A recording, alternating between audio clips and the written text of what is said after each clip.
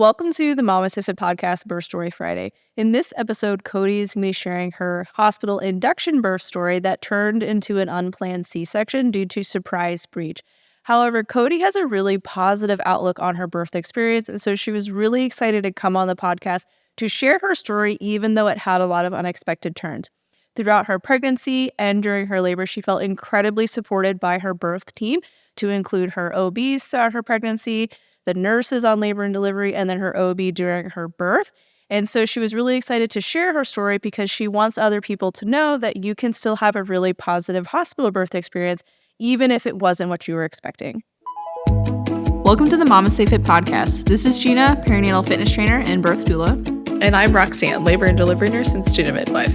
And this is the MamasteFit Podcast, where we empower you on your prenatal fitness, birth, and postpartum return to fitness journey. Our podcast shares how to move throughout your pregnancy to stay strong and comfortable, because pain is not a requirement of pregnancy. Understand the science of birth and how to approach recovery after birth. We share our personal experience as mothers navigating this stage in our lives, plus our professional expertise as birth workers and fitness professionals. Our goal is to help you feel confident as you navigate the perinatal timeframe for an empowering pregnancy, positive birth, and postpartum journey. We are glad to have you with us on this journey and that you have chosen us to support you.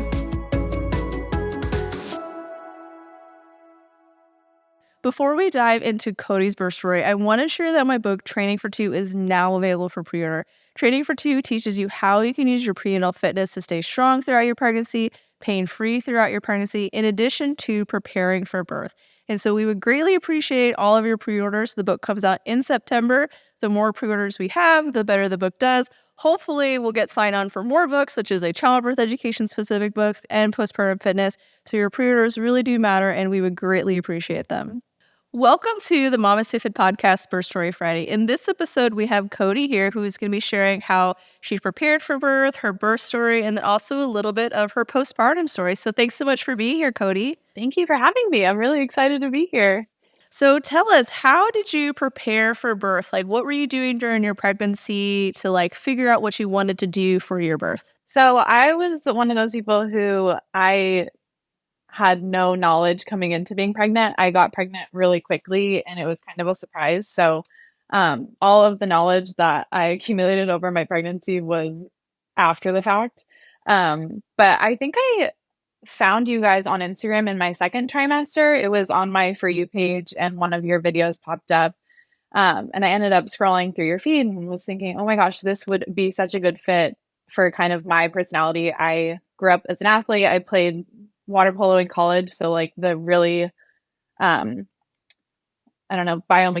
focus, body, all of your workouts, they really, I was used to seeing as an athlete. So I signed up for your birth course, first it was your pushing webinar. So I signed up for that webinar. I took it, loved it, signed up for the full birth course, and then ended up buying your third trimester, what is it called? Third trimester strength on demand program, which I loved. So all of the knowledge honestly came a lot from you guys. And it was so overwhelming when I first started looking for online courses and things like that, because there are so many out there. And a lot of them, I really was unsure. I'd never thought about whether I wanted to go medicated, unmedicated, what route I wanted to go. So I really liked learning both sides and being able to kind of choose for myself. Which is something that I really appreciated about your course in general, and just the amount of knowledge that you guys provide. Because like I said, I was starting from ground zero. So it was very helpful, especially for me and for my husband too. But yeah, it was kind of a slow roll throughout the whole pregnancy, just pacing myself and taking your classes 30 minutes a night, the different modules and stuff. But yeah, that was kind of my approach. It was, let's see, I think halfway through your course, I started thinking, okay, maybe I could do the unmedicated. I really was unsure, and I had always envisioned myself getting an epidural, but it would really piqued my interest in learning kind of the phases of labor. And it was really interesting for me to think thinking, could I actually do this? It was more of like a challenge, I guess, if you think about it that way. I was like, I wonder if I could actually do that because my mom did it and I never really thought about it. So that was when I really started thinking, okay, I'm going to prepare as if I'm going to go unmedicated, but I'm totally fine if I end up having the epidural or whatever happens once I'm in labor and get there. But yeah, that was, I don't know if that even answered your question, but Yeah, no, it's it. It's it. So let's make it to the end of your pregnancy. How was the very end of your pregnancy, like going into labor, and then we could just dive straight into your birth story? Sure. So I guess overall my pregnancy was really uneventful. It was pretty textbook. I had no issues. I didn't have any morning sickness, like no real symptoms other than regular kind of aches and pains. So being able to, I was doing a lot of walking. I did Pilates until 30 weeks. I did your guys' third trimester program, which helped just a ton with staying active and not even having to think about what, just show up and do your video and not even have to think about it. That was really helpful. So towards the end, it was really focusing on, okay, like we're getting close. This is really exciting. I went into my 37-week appointment and had elevated blood pressure, which I developed a little bit of white coat syndrome throughout my pregnancy with the blood pressure. I would come in and it would always be a little bit high, and my OB knew to kind of take it at the end and then it would be normal. But I got really anxious about every time we'd listen for the heartbeat or have an ultrasound just in case something was off. I don't know. So I go in, my husband comes with me. He hadn't been coming to all my appointments because they were all kind of quick and in and out. And my blood pressure was pretty high. She said, it's a little elevated. It's a little odd. Last week was a little bit elevated too. So it's trending upwards, which makes me a little bit nervous. So I stayed there for, 30 minutes. They took it 2 more times. It wasn't going down. And so she looks at my husband and I said, okay, I'm going to send you over to labor and delivery, which was across the street. And we looked at each other and I said, excuse me, we're going where? We're in like the middle of a work day. I don't have anything. I just have my purse and my husband. Like we're staring at each other saying the hospital labor and delivery right this minute. And it wasn't my OB. I have like a rotating, he was out of town. So I had a different OB. So this was the first time I'd met her. And we were just staring at each other like, okay, I guess we'll walk over there. So we walk across the street and get checked in. And basically they just monitored me for I think we were there for 4 hours, taking my blood pressure every 15 minutes. They did a urine test and a blood test. And my blood pressure was high and then it would come down a little. It was kind of hit or miss. And then there was one thing on my blood test, I can't remember what it was, that was also flagged, that in combination with my blood pressure, they were a little bit nervous about me developing preeclampsia. We were in the little triage room. The nurse comes in, and at this point, the OB on call hadn't come in to talk to us yet. She had been busy. And so the nurse said, okay, well, I think we're going to admit you for induction right this second. And so we go into a labor room and we're looking at each other like, holy crap, I cannot believe this is happening. Because I felt completely normal too, which was the hard part. Because I was like, are you serious? Like, we're not ready yet. The car seat's not even in the car. Like, we have no idea and this is our first kid, by the way, if you can't tell already. Yeah.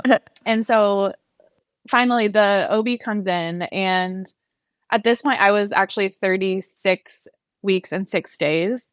And so I think the general feeling that we got was if we had been induced that day, we would have had to jump through a million hoops with the baby in order to get discharged. Just like it added a layer of being preterm. And so she sat down. She said, look, you have had the healthiest pregnancy. These markers are definitely concerning that I'm worried you're going to develop preeclampsia if you stay pregnant for X amount of weeks until you're full term. But I'm comfortable sending you guys home today if you come back tomorrow to get induced. And so we said, yes, we're perfect. Like, we live 5 minutes from the hospital. If I start feeling whatever other symptoms, we'll come right back, whatever. So luckily we got to go home that night to kind of let everything sink in. And so we came home, packed our bags, had dinner together, stared at each other in silence in our apartment, like, oh my gosh, tomorrow is the day. And I ended up taking a shower that evening, and I swear my water broke while I was in the shower and continuing after. And so I was like, oh my gosh, it's happening right now. Like, I've heard stories where this could happen. So I looked at my husband, I'm like, my water just broke. This is crazy. We drove back to the hospital. My water did not break, which was mortifying. And so, but What was it? I don't know. I swear. I mean, like, I hadn't peed myself like the entire pregnancy. I don't know what happened, but there definitely was something. So we go in there for monitoring. We go in at like 9:30, are there till midnight. They send us home. But the good thing was they were able to monitor my blood pressure again and kind of see that everything was going well. So we finally go home for the second time, have a great night's sleep. My induction wasn't scheduled until 11 p.m. the following day. So we kind of had a normal day. I woke up and I remember being pretty emotional, just kind of thinking, wow, I didn't plan on getting induced, and nobody does, but just thinking this is not necessarily how I thought this would go. I had a good cry in the morning, and then after that, I was like, all right, we got to get ready to go. So I went down to the beach and went on a really long walk and listened to positive hospital induction stories on your guys' podcast. I just scrolled through and found a few of those, and those were really encouraging. And had a great lunch. We kind of were just preparing. We went and saw my parents. They're our neighbors. Hung out with them for a little bit, and then went back to the hospital for the induction. So this brings us to, so I'm 37 days or weeks on the dot. So 11 p.m. we check in. Our hospital, I was pleasantly surprised with how, I don't know what the right word is, but the induction process is super slow. Like, they really want your body to be able to react and go on its own. So they warned us, like, this might take a really long time, but we want your body to be able to react and see how you react to different medications and things like that. So we were really excited, or pleasantly surprised with how that whole situation went. The first thing they did was they inserted Cytotec, or Cervidil, overnight. So I was able to sleep. We woke up in the morning, it was a pretty uneventful day, just kind of waiting for something to happen. They told me I was having contractions every, I think, like 6 to 8 minutes, but I wasn't feeling them, which was great. And so we're kind of waiting all day. They removed the Cervidil at noon. I guess I should start with the fact that I was 0% dilated and 0% effaced when I came in. So it was not very favorable from the beginning. But after the first round of Cervidil, I was 1 centimeter dilated, and I don't remember. My cervix was starting to soften. So that was promising. And then they decided to move on to Cytotec, which is the pill, correct? So they inserted Cytotec at like 1 o'clock, and by 3:30, I want to say, the contractions started getting super close together. I still wasn't feeling them, but on the monitors, they were getting a little worried. The baby's heartbeat or heart rate wasn't really handling it very well. So they would come in and have me flip, side to side, go on all fours. They gave me an IV bag. So it kind of got a little scary for 30 so minutes when things like weren't. And that's the crazy part. And we learned about it in the class, but they can't remove it once they put it in. And my body, obviously, and the baby wasn't handling it very well. So they ended up giving me an IV and then giving me a medication to slow the contractions down. It starts with a T, I think. Terbutaline. Mm-hmm. So they gave me that. It worked immediately, and baby was doing great. But it was a little bit disheartening because it was like we were making progress, and then we took 2 steps back. The contractions slowed a ton, and then we were kind of back to square one. So we had already been in the hospital for almost a full day, and it was just like, all right, what's the plan here? So we just hung out that night. They ended up giving me a second dose of Cervidil because that had worked the first time. So that was probably around 7 or 8 p.m. And let's see, we were kind of starting to wind down, getting ready for bed. We were watching March Madness, which was fun. And then at around 10:30, my water broke on its own, which was amazing. For real this Yeah, time? so we were looking out like, this is great. My husband and I were like, woohoo, it's working. And so the nurses were all fired up, and they kind of warned me like, hey, now things might start picking up. Just a heads up. And I had I had my little bag of tricks, which once we checked into the hospital, I started getting a little bit nervous that I hadn't hired a doula. I was thinking I have all of my things that I want to do, and my husband's on board. He was so supportive and great with everything, but I was like, I started really panicking that I was way in over my head, just like, how am I thinking that I could do this all by myself? And I guess I should have started with, I had a birth plan that I gave to the nurses. They were so on board. They were thinking, like, we can do this. You're going to be great. And they were awesome about providing feedback or input, but then also kind of just letting me do my thing. I can't say enough good things about our nurses and the doctors. Honestly, we had the best experience. So my water breaks. Immediately I started feeling contractions. I hadn't felt them up until that point. And so I was like, all right, we're doing it. It's happening. And so I told my husband to go to sleep because we had been up all day. So I'm like, I'm going to need you in a few hours, I'm assuming. Right now it's pretty chill. So just try to get a couple hours of sleep. She's like, great. So he goes and takes a nap. And I start kind of going through my bag of tricks. So I had a birthing comb and was focusing on breathing. So I had I wanted to use the birthing comb and breathing as long as I could. And then I had a TENS unit, and then there was a jacuzzi tub in our hospital room. So I kind of had this plan of attack as far as do each step until I couldn't handle it anymore and then move to the next one. So I had the birthing comb, and I was really pleasantly surprised with how much it helped me. I really didn't have high expectations just because it doesn't seem like it would do much, but it really was effective. So I just put my AirPods in, put a good playlist on, and I had my 6 in, 6 out breathing and my birthing comb. And that got me through, I think it was like almost 3 hours before I woke Ryder up. Ryder's my husband. That's awesome. But it was a lot of they had a big yoga ball. So I was bouncing on the ball. I was walking around. I was holding on to the bed and doing deep squats. That felt really good. And listening to all the podcasts in your class, I always was nervous that I wasn't going to be able to move intuitively, because you guys are always like, oh yeah, you'll know kind of what feels good or what your body's telling you to do. I'm like, am I gonna know? I really am unsure. So, and it totally was. Are they lying to yeah, me? I was like, that sounds all great in D&D, but I really don't know if I'm gonna have that clarity. But I did. So it was nice to kind of be around and see what felt good. So after a couple hours, I woke my husband up and said, can you help me put the TENS unit on?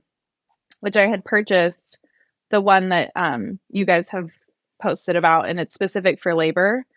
And I'm not even really sure what it's you guys could probably explain what it is better. It's like electric massage, essentially. Massage, perfect. So it's these patches that you put on your back, and it kind of sends like a buzzing. And it has a little button on it that when you're having a contraction, it's like a surge button. So it kind of gets a little intense and you can turn it off. And it was magical. Like, that little machine was the best $100 I've ever spent. Seriously. And the nurses were like, this is great. I'm so glad you have this. They were so supportive. And I don't even know how many levels it had, but I just started at level 1. And then when that wasn't kicking anymore, I went up to level 2. So that thing took me another couple hours. And things really started to get intense. I think my contractions were like 3 to 4 minutes apart. At some point in there, I got checked and I was 4 centimeters dilated and 100% effaced. So we were making progress. I was feeling really good. Kind of just, I remember looking at my husband being like, I'm doing it. We're doing the thing. Like, all the the things we've been researching and, talking about. And he was so great. He kind of was just sitting in the wings waiting for me, like, give me some water. I had some electrolytes. We had applesauce. Like, he was giving me food and whatever, hip squeezes and things like that. But it was funny. The next day, he was laughing because he was like, it was so dark in the room because I wanted all the lights off. But he was like, I was trying to read your face, like, if you needed things, but it was so dark in there, I couldn't even see you. Like, I felt like I wasn't doing anything. And he's like, but I didn't want to get up in your face and see whatever. And we were laughing at that after. I was like, I didn't even notice. I thought you were doing great. So, yeah, we're moving through. It's probably like 3 or 4 in the morning at this point. And things really started to ramp up at around 4, where I was thinking, like, I was vocalizing at that point, which really also helped. I mean, all these things that you learn on the podcast, it actually helps. Like, this is great. So we're vocalizing the really deep, low, kind of moaning noises was super helpful. But I was getting to a point where I was like, I need the tub is going to save me. Like, I really hope that getting in the tub makes us feel better because this is getting gnarly. So I asked the nurse, she fills the tub up. I had brought a little nightlight, so I plugged that in the wall. He came and sat in there with me, and I got in the tub and was immediately so relaxed. Like, I just was able to lay back. They put the peanut bowl behind me, so I was kind of propped up, but it was really comfy. And the contractions slowed a little bit, but I was able to fall asleep in between them. I had my comb in my hand and obviously took the TENS unit off. But it was really, as far as like a zen, like in the zone, I felt really great in the tub. And I was so happy that I had saved it kind of towards the end. So I'm in there, and I'll note that the baby felt like he was moving a ton while I was in the tub. I just remember that in the back of my head. Like, oh, this is interesting. He feels like he's wiggling around kind of for the first time during labor, because when they checked me, they're like, his head's really low. This is great. Keep doing what you're doing. We had the peanut ball out and all that stuff, but I got in the tub and was like, oh, he's moving a lot. So I think I was in there for like an hour and a half and decided to get out. I was getting a little bit cold and got out. And the first contraction that hit me out of the tub almost was unbearable. Like, I was hanging over the bed, begging my husband to put the TENS unit on. He's like rifling through the cords, trying to stick the things on my back again because it was so painful and probably lasted twice as long as any contraction that I'd had before. And so I'm looking around. I get a little tiny break. They're like back to back to back. And after, I think, the third one, I called the nurse in and said, like, you have to check me because if I'm not at least 8 centimeters, I need the epidural. Like, I cannot handle this. And so they basically lift me onto the bed. I'm in so much pain. And she texts me and she's like, okay, you're doing great. You're 7 centimeters. But I'm feeling, like, you could tell by her face that something was a little bit off. She's like, I'm feeling what I think is a forebag. Is that the right term? Where she's like, it's a little squishy. It's leftover fluid or something blocking his head. And I was like, okay, so I'm clinging to the bed. I don't even know what she's saying. Like, I am just survival mode at this point. Like, tell me if we're close or not, because I need the drugs if it's not anywhere close. So she said 7 centimeters. And in my head, I'm like, oh gosh, like, that's just enough where I don't know how long I'll have to, like, the last, 3 centimeters are going to take me. So I'm in my head thinking, I don't know if I can do this. The low guttural noises have gone out the window. I am like screaming at this point. And my husband's there holding my hand thinking, how the heck am I supposed to help her right now? And so she said, I'm going to go get a second opinion. Let me go grab another nurse. So I don't know how long she was gone, but I would just remember thinking, this is the worst. Like, I was ripping the handle of the bed off. The TENS unit was not doing much anymore. And looking back, I think I was going through transition, or whatever. So the other nurse comes in and she checks me and she's like, oh my gosh, you're 9 centimeters. And then starts feeling around, and looking at her face and the way that she was looking at the other nurse, my husband and I were like, what's wrong? Like, what is going on? You guys look like there's an issue. And she was like, okay, I'm feeling not his head, but I'm not sure. I just want to confirm. So we're going to call the doctor in with the ultrasound. And I was like, I swear if this kid is Breech, I'm going to, I Oh don't my know what I'm God. going to do. So I don't know how long it was until the doctor. So at this point, they're like 9 centimeters. I'm like, woo, this is horrible, but at least I get to push soon.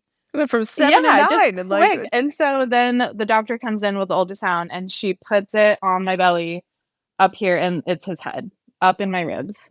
And I about passed out. I was like, you have got to be kidding me. So he had flipped he was in a Frank Breech position. His butt was coming down. So they felt his butt instead of his head when they were checking me. And so he flipped late at that. And I think it was when I was in the tub. I'm like 99% sure. Because I also, looking back, I could feel a difference in the pressure from when I got in to when I got out. So then all of a sudden it was, you need an emergency C-section. There were a million people in the room. It was like 0 to 100. And I'm looking at my husband like, oh my gosh, you're freaking joking me. I labored to 9 centimeters and I don't even get to have this baby vaginally. I'm so pissed. So I start immediately crying. Like I was just beside myself. And I should have mentioned before that I had this sneaky feeling that my entire pregnancy that the baby was Breech. Just the way that I was feeling kicks, and I don't know what it was. Like I just was like, this kid, I have a feeling that he's Breech. OB checked me at my 36th week and said his head's really low. And at that point I had felt a difference in the way that he was positioned. So I think he did eventually go head down. And then he was head down when I arrived at the hospital because they checked me a million times and I could feel it. And then he just snapped right back up at some point during my labor. So it was gnarly. So then they're coming in ready to prep me. My husband's trying to stay with me and kind of hold my hand while I'm losing my mind, crying. I was just so overwhelmed. And at that point I was like, give me something for these contractions, because if this is for nothing, like I don't want to feel them anymore. So I'm pretty sure they gave me IV pain meds. And then they gave me more Terbutaline to slow the contractions down. Because at that point they were 2 minutes apart.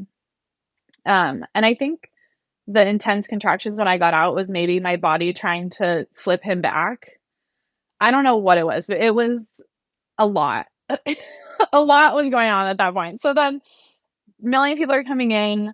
They're giving me the consent form. The doctor is reading me all the things. And I was like, yes, yes, yes. Like if he's butt down, there's no way he's coming out. Like I felt very comfortable with having a C-section. It just was a total 180 from what I thought was going on, what was going to happen. And luckily, I mean, the funny thing was a good family friend of ours, she's a nurse and she was the charge nurse that night and had kind of popped in and out. So she came in, she was holding my hand and saying like, it's okay to be sad.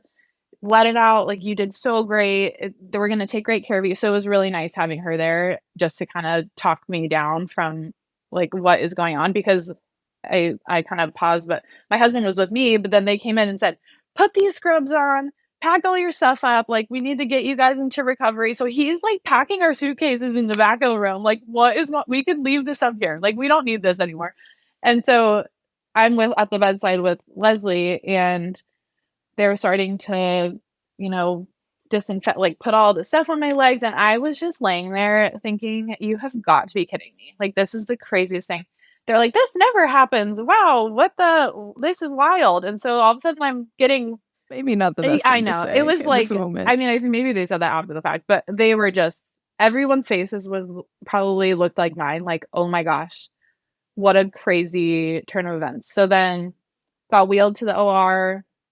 I had to get a spinal because I hadn't had the epidural. And all the doctors and nurses were so great. They were very comforting and kind of like talking me through every step. I also didn't mention that I had the worst labor shakes. I would say for the last like 4 hours of labor, I was really taken off guard on how much I would be shaking, like full convulsing. My husband was looking at me like, is this supposed to happen? Because you did not warn me about this. I'm like, couldn't even control my body. And I think it got worse in the OR, like with the spinal medication, like whatever. So I was shaking like a crazy person. they finally get the spinal place. I'm ready to go. My husband's next to me. They're walking us through, just don't be worried if your baby doesn't cry right when he comes out. Sometimes C-section babies take a little, minute. Whatever. So they're doing the surgery. She's like, oh, there's his butt. There's his head. She pulls him out and he's screaming right away. So it was just the craziest thing hearing him cry. And they gave him to the NICU team. They checked him out. My husband got to go cut the cord and hang out with him for a little bit. And then they brought him over to me and they were asking me if I wanted to hold him. And I was like strapped down to the table. I was like, how am I supposed to hold it? Like, please don't give him to me right now. I'm shaking on the bed. Like, it was the weirdest question to ask me.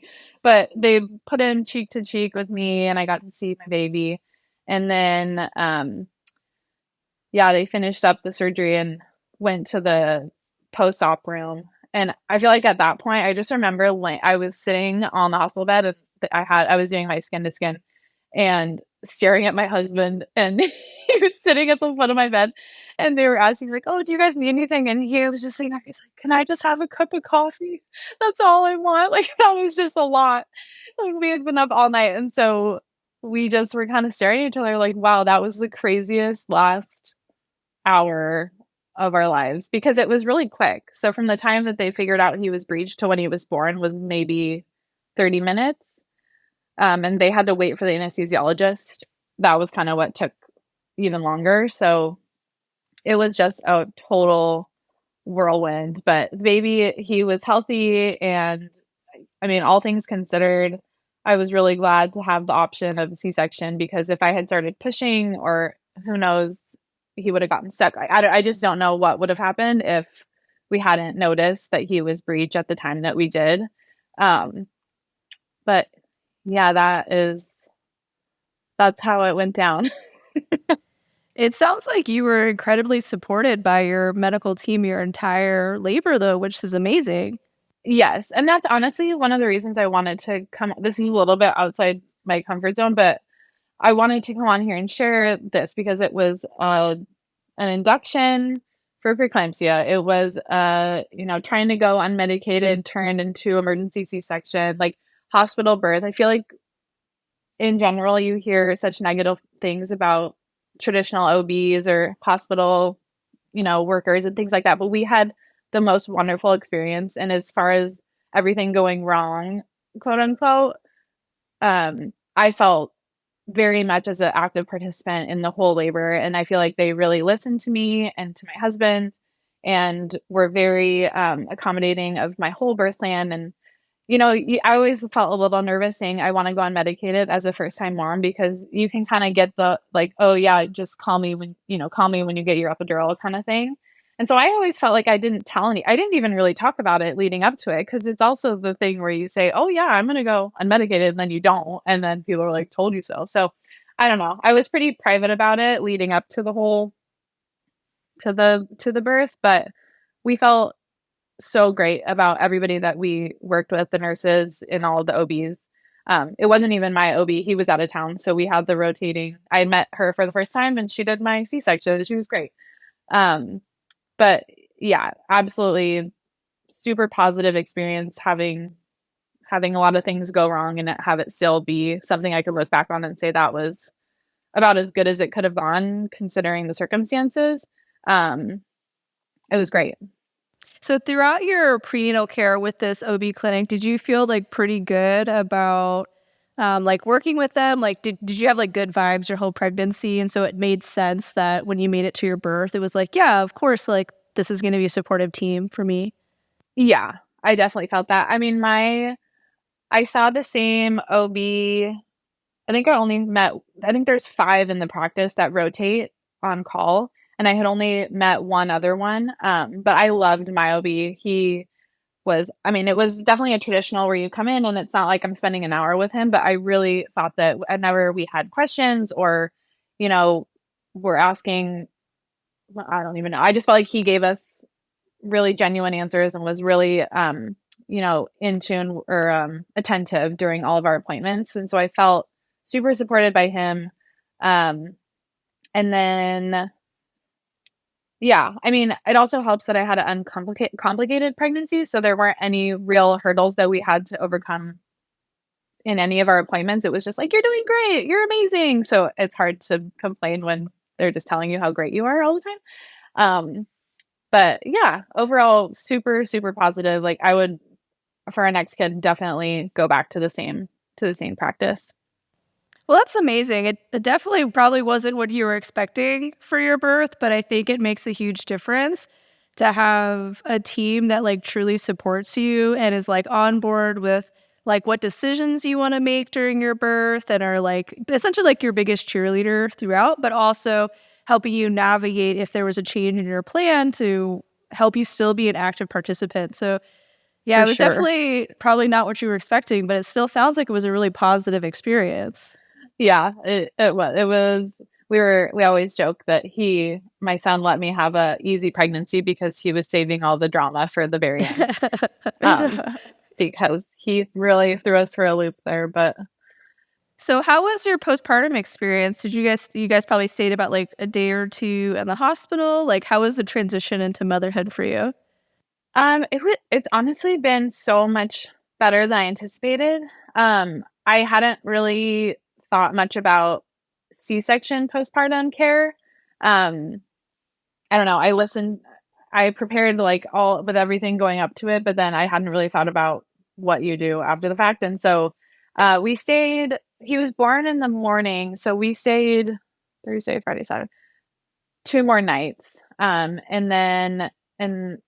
it was honestly great. I think the worst part was coming off of the spinal, like waiting to get feeling back. I just felt really icky, just kind of sitting in bed all day and not being able to, I don't know. That just it's not my jam. I did not like being in bed for an entire day. But they let me stand up at the end of the day. I think it was like 7 p.m. to kind of walk across the room with people next to me and whatever. So the following day was so much better. They let me go on a little walk around the hospital. I was feeling really good. I was able to take a shower, holding the baby and my husband being there to really do everything except for I was just kind of sitting in bed and trying to breastfeed and do all that. But even coming home, it really is just moving as if you're still pregnant. That was kind of how I thought about it, like not sitting up super quick in your bed, like just moving really gingerly everywhere I went. And luckily my husband works from home and he was taking time off, but I really did not lift and I did not do anything. I did really short walks, which was great. But as far as cooking, cleaning, like anything around the house, my husband did everything and he's a rock star. We love him. But it's gone really well. Like I've been loving walking. I just got cleared for all kinds of activities. I'm 7 weeks out. So it's been kind of a slow roll, but easing into it and figuring out parenting is like drinking through a fire hose. It But is. Oh, yeah. it is a wild experience. Once you feel like you know what to do, they change, and you're like, you gotta figure out all that this doesn't stuff. work anymore. Try again. Exactly. Yeah, the newborn. I'm like, can you just tell me what's wrong? Like, I really wish you could talk because we are going through the list of things and we have no idea what's wrong with you. But he's been a little sweetie. He's been a good sleeper and breastfeeding has been great. He latched from the very beginning, which I was a little bit nervous about with him being early. So gaining weight like a champ, and he's just the cutest little nugget. We love him so much. And it was all worth it. I would do it over again in a heartbeat. I just wish I knew it was a C-section. We could have just planned it and gone in and Yeah, you could have skipped all of the labor. just skip all of the labor. Just go straight to the good stuff. Well, it sounds like you did really well during your labor, that you were coping well, like you got to experience it. Yeah. And honestly, looking back, I think that's the most positive part is I can look back and say, like, I really was looking forward. I wanted to try to push. That was the part that I felt like I was going to be actually good at. But I can look back at it and say I did everything that I wanted to do. I really I followed my plan. Brighter was there to support me every step of the way. Like the nurses were great. And I really feel proud of what I did. And it didn't end the way that I wanted it to. But at the end of the day, there's no planning anything. So it's not a surprise that something went a little bit haywire. But yeah, I'm super proud of myself, and I think the preparation really did help, and it's so mental. I think your body can handle so much more than your mind can, and you're really, if you decide you want to do something, you can absolutely do it. And I'm hoping for a VBAC for my next one. I'm already thinking about it. 7 weeks out, already preparing for which next would be baby. Great. But yeah, we'll see about that. Maybe in a couple of years. We'll be here.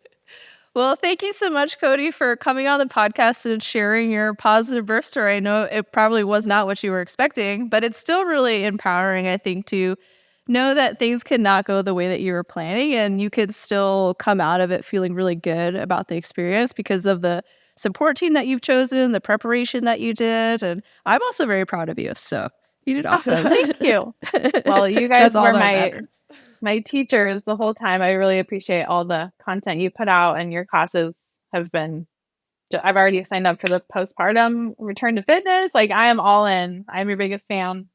And we're just moving through all the different courses. So well, we got a VBAC course for you when you're ready for it. Amazing. I will bookmark it.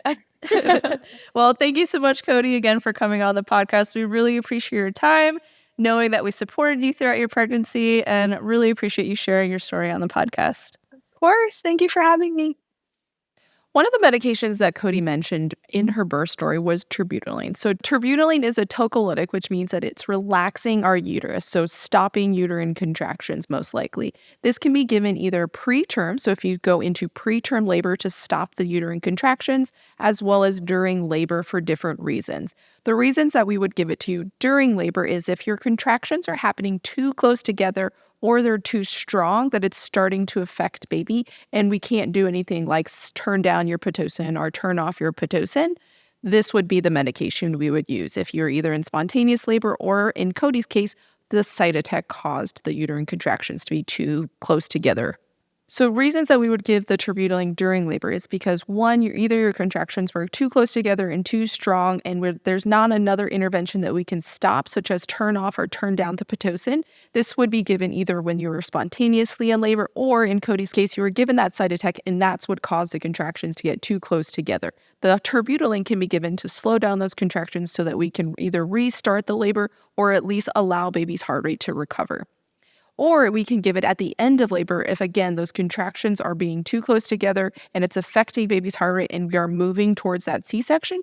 This can allow baby to rest and recover a little bit before having to transition to life outside of the womb. It can also be given, again, if we're moving towards a C-section to stop those contractions because, one, we don't need the contractions anymore. And if baby is too far down into that pelvis, it can make the C-section just a little bit harder. With terbutaline, the side effects are it can cause your heart rate to feel like it's beating out of your chest. So it feels like you just drank like 70 shots of espresso and your heart is beating really, really, really fast. That is probably the most common side effect that I hear about after getting terbutaline, and it's one of the things that I always kind of prepare people to experience after we give terbutaline. Another thing is the goal of terbutaline is to cause uterine relaxation, to allow the uterine contractions to stop. And depending on how soon it was given prior to a C-section or prior to birth, it could potentially not allow the uterus to contract down and lead to a postpartum hemorrhage. This thankfully did not happen in Kodi's case, but it is a risk factor that some people will bring up prior to giving it. Terbutaline is a drug that is not very often given. It's not a very common one that I have even given myself as a labor nurse of over 12 years. But if you have any further questions about terbutaline with more side effects, more risks and benefits of getting it, this would be a great thing to bring up to your provider before going into labor. So thanks so much for listening to Kodi's birth story and to Roxanne's information about another birth option that is available to you. If you want more support throughout your pregnancy, be sure to check out our online prenatal fitness programs. Our online prenatal fitness programs are designed to help you stay strong throughout pregnancy, pain-free, and also to help you prepare for birth. And we offer it in two different formats. We have our app-based program, which is a self-paced workout. It's a list of exercises with short demo videos. And then we also have our on-demand program, which is what Kodi used, which are full-length workout videos that you follow and you work out with at the same time. And if you're looking for more education to prepare for childbirth, check out our online childbirth education course, which covers the science of birth to help take away that mystery that surrounds births to make it less scary. We discuss not just the anatomy and physiology of labor, but also labor positions you can utilize, different levels of your pelvis, along with birth options, because if you don't know what options are available to you, you have none. And this is all to help prepare you for either hospital birth or even an out-of-hospital birth. You can check out all of our online courses to support you throughout your pregnancy on our website at MamasteFit.com and use code STORY10 to get 10% off anything that we offer online, including prenatal fitness, our childbirth education, our postpartum education, postpartum fitness, and even our professional courses. And so if you want to learn more from us as a professional, you can earn CEUs while also learning from us with our professional courses and save 10% off with code STORY10.